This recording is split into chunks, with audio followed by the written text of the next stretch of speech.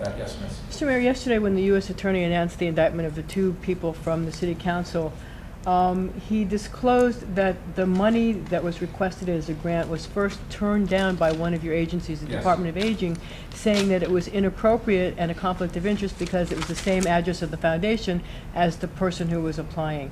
But yet a second city agency, the Department of Youth, approved that same request for money. Well, it wasn't quite that way.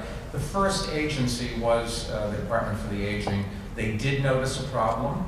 They notified the Department of Investigations and turned it down.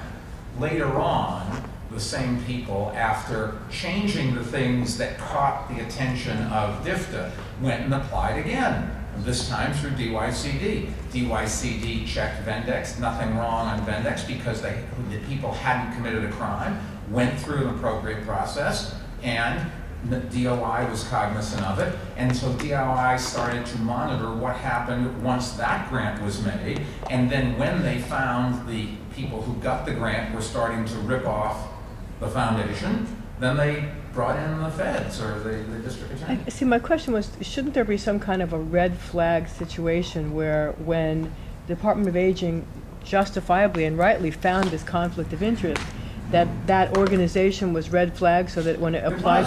It was, and DOI was watching it. And then when they got the second grant, DOI did exactly what you'd want them to do. They followed it, and lo and behold, they then discovered criminal activity. There was no criminal activity in getting the grant. The criminal activity was once you got the grant. And in fact, the process worked. DOI did exactly what they were supposed to do, as did DFTA, and as did DYCD. Keep in mind, DYCD does grant an awful lot of different grants. Yes, sir.